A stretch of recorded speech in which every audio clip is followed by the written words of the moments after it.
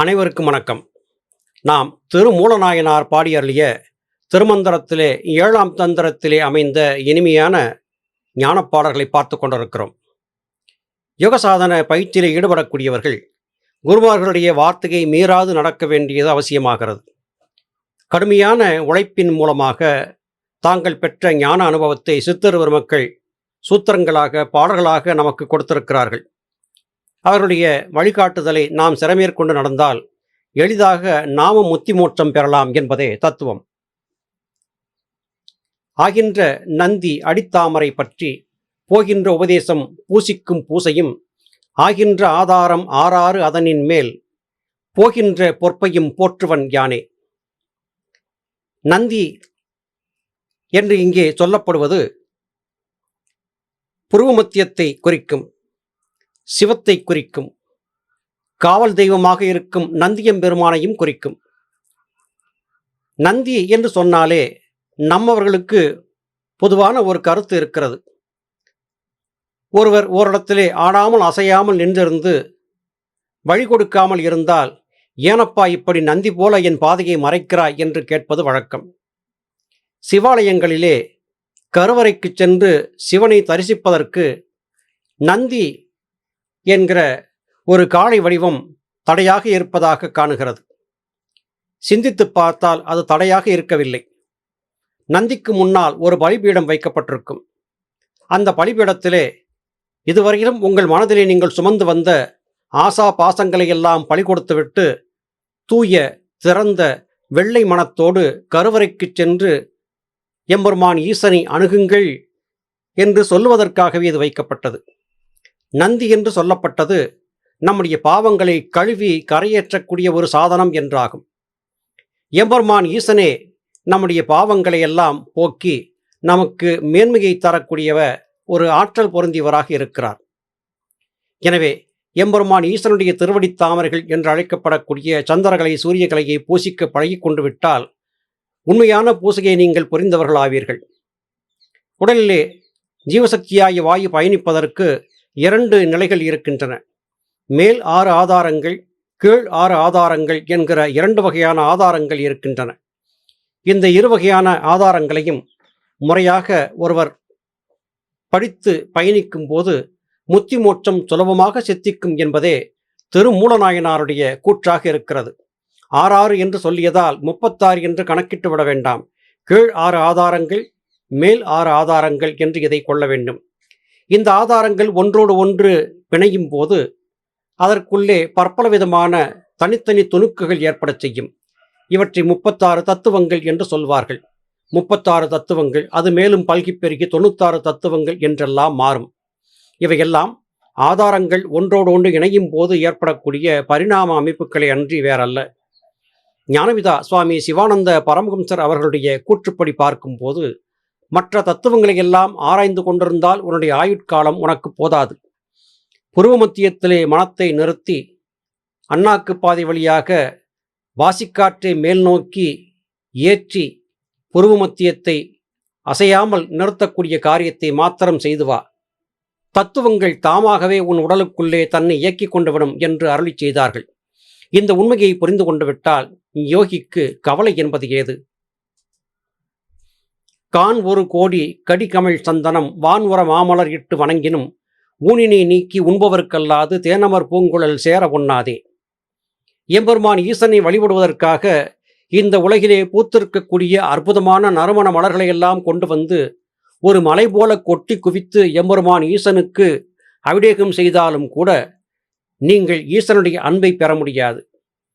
ஈசனுடைய அன்பை பெற வேண்டும் என்று கருதுகிறீர்களா? பிற உயிர்களை வதைத்து அவற்றின் ஊனினை எடுத்து உண்ணக்கூடிய கொடிய குணத்தை விட்டொழியுங்கள். சீவகாருண்ய ஒழுக்கம் பேணி சைவ ஆகாரங்களை உண்டு எம்பெருமான் ஈசனுடைய அன்பிற்கு பாத்திரமாக வேண்டும். அதை விடுத்து மனம் போன போக்கிலே கண்ணிலே பட்ட உயிர்களை எல்லாம் கொன்று அவற்றின் ஊனினை எடுத்து உண்டு கொண்டு அதன் பிறகு நான் கொளித்து முடித்து சுத்தமாகிவிட்டேன், எம்பெருமான் ஈசனுக்கு மலர்களால் அர்ச்சனை செய்தேன், எம்பெருமான் ஈசனுடைய அருளை நான் பெற்றுவிடுவேன் என்று கருதியிருப்பது மடமையிலும் மடமை அல்லவா? இதைத்தான் இத்திருப்பாடல் மூலமாக திருமூலநாயனார் நமக்கு சொல்லிக் கொடுக்கிறார். எம்பெருமான் ஈசனுடைய திருவடிகள் தேன் சொரியக்கூடிய மலர்களால் ஏற்கனவே நிரம்பி இருக்கின்றன. அந்த மலர் மணமலர். அவருடைய திருவடிகள் சந்திரகலை சூரியகலை. எனவே எம்பெருமான் ஈசனுடைய திருவடிகளிலே உங்கள் மனத்தை மலராகச் சாத்துங்கள். உங்களுடைய தூய மனமே எம்பெருமான் ஈசன் விரும்பக்கூடிய நல்ல மலர் என்று கருதுங்கள். அந்த மலருக்கு இணையான சுகந்த மனம் தரக்கூடிய ஒரு மலர் இந்த உலகிலே கிடையாது. உங்கள் மனதை மலராக்கி மலரவன் திருவடிகளிலே சமர்ப்பித்து அவருடைய அன்பிற்கு பாத்திரமாகுங்கள் என்று திருமூலநாயனார் இங்கே சொல்லிக் கொடுக்கிறார். மேவிய ஞானத்தில் மிக்கிடின் மெய்ப்பரன் ஆவியின் ஞான நெறி நிற்றல் அர்ச்சனை ஓவர உட்பூசனை செய்யில் உத்தமம் சேவடி சேரல் செயலற்றல் தானே. எம்பெருமான் ஈசனுடைய திருவடிகளிலே உங்களுடைய மனத்தை நிலைநிறுத்தி நீங்கள் பழகிவிட்டீர்கள் என்றால் அதுதான் உண்மையான செயல் என்றாகும். என்ன செயல்? ஞானத்திற்கான செயல் என்றாகும். அதே வேளையிலே புலன்கள் சார்ந்த இந்த உடல் சார்ந்த இந்த உலகச் செயல்கள் அங்கே அற்றுப்போகும். அது செயல் அற்ற நிலை என்றாகும். ஒரு செயல் தொழிற்கிறது, மற்ற செயல்களெல்லாம் அங்கே முடிவுக்கு வருகின்றன. உண்மையான வழிபாடு, உண்மையான பூசை, உண்மையான அர்ச்சனை என்பது எது? உங்களுடைய மனதை மலராக மாற்றி சந்திரகலை சூரியகலை என்று அழைக்கப்படக்கூடிய எம்பெருமான் ஈஸ்வரனுடைய திருவடிகளிலே ஆடாமல் அசையாமல் நின்று பழகினால் அதுதான் உண்மையான ஞானத்திற்கான பூசை என்றாகும். இந்த பூசையைத்தான் எம்பெருமான் ஈசன் உங்களிடத்தில் எதிர்பார்க்கிறார். அதை விடுத்து லிங்க வடிவங்களை செய்தும் பற்பல விதமான உருவங்களை உருவாக்கி வைத்தும் அவற்றுக்கு செய்யக்கூடிய அபிடேக ஆராதனைகள் மூலமாக எம்பெருமான் ஈசனுடைய அன்பை பெற்றுவிட முடியாது. உங்கள் மனதை மலராக்கி எம்பெருமானிடத்திலே கொடுங்கள். உங்கள் மனமலரைத்தான் எம்பெருமான் ஈசன் விரும்புகிறாரே அல்லாது நீங்கள் செய்யக்கூடிய வேறு எந்த விதமான பூசையையும் அவர் விரும்புவதில்லை. நீங்கள் உண்மையான ஞானத்தை பெற வேண்டும் என்று விரும்புகிறீர்களா? அப்படியென்றால் நீங்கள் செய்ய வேண்டியதெல்லாம் மானச பூசை மாத்திரமே. மனதை மலராக்கி எம்பெருமானுக்கு சாற்றி மகிழுங்கள். உச்சியும் காலையும் மாலையும் ஈசனை நச்சுமின் நச்சி நம என்ற நாமத்தை விச்சுமின் விச்சி விரிசுடர் மூன்றினும் நச்சுமின் பேர் நந்தி நாயகன் ஆமே. எம்பெருமான் ஈசன் திருநந்தி தேவராக இருந்து நமக்கு ஞானத்தை காட்டிக் கொடுக்கிறார். எப்போதெல்லாம் எம்பெருமான் ஈசனை வழிபட வேண்டும்? நீங்கள் ஆலயங்களிலே வழிபாடு செய்கிறீர்களே, அதை போல காலை மாலை உச்சி வேளை நள்ளிரவு என்றெல்லாம் பற்பல விதமாக பூசைகள் செய்கிறீர்களே, அந்த பூசையை எல்லாம் நிறுத்துங்கள். உங்களுடைய புருவ மத்தியத்திலே தலைக்குள்ளே எம்பெருமான் ஈஸ்வரனுடைய திருநாமத்தை நம என்று சொல்லுங்கள்.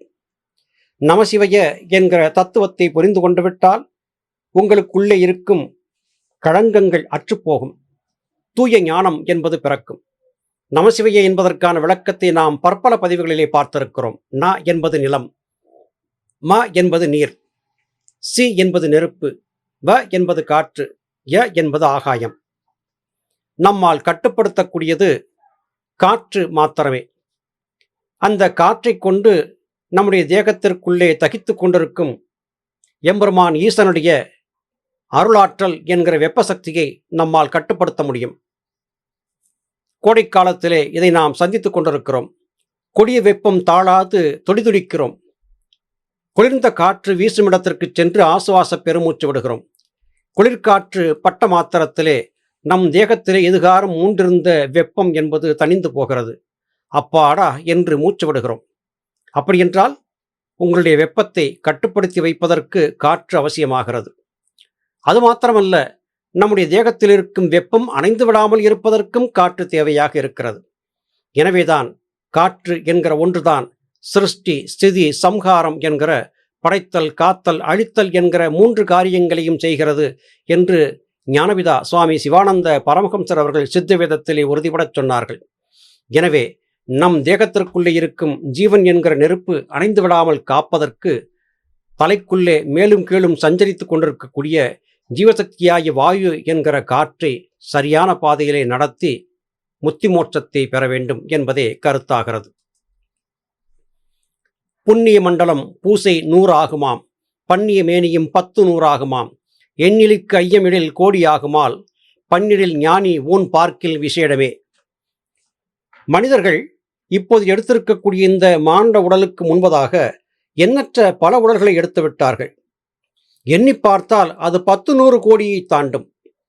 பல கோடி பிறவிகளை நாம் எடுத்து எடுத்து சலித்து சலித்து இறுதியாக இந்த மானுட பிறவியை பெற்றிருக்கிறோம். நாம் நினைத்து பார்த்தால் தலை சுற்றலே வந்துவிடும். அத்தனை கோடி பிறவிகளை எடுத்து இந்த மனித உடலுக்கு வந்திருக்கிறோம். இந்த உடலிலே நமக்கு சில வாய்ப்புகள் கொடுக்கப்படுகின்றன. இந்த வாய்ப்புகளை சரியாக பயன்படுத்தி கொண்டு விட்டால் இந்த பிறவியை இத்தோடு முடித்துவிட்டு சூட்சும தேகத்தை பெற்று அமரர் உலகிலே இடம்பெற முடியும். இதை அறிந்து கொள்ளாமல் இருக்கக்கூடியவர்கள் அறிவிலிகள் என்று கருதப்படுவார்கள். நீ உன்னை ஞானியாக ஆக்கிக் கொள்ள விரும்புகிறாயா?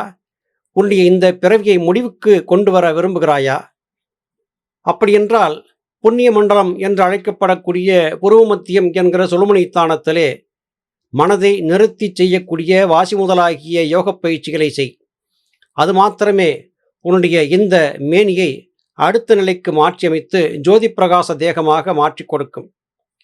இந்த நிலையை அடைவதற்கு ஞானிகள் குருமார்களுடைய வழிநடப்பது அவசியமாகிறது. இக்கருத்துக்களைத்தான் இத்திருப்பாடல் நமக்கு சொல்லித் தருகிறது. நல்லது சகோதர சகோதரிகளே, மீண்டும் அடுத்த பதிவிலே உங்களை சந்திக்கிறேன். அதுவரையிலும் நன்றி, வணக்கம்.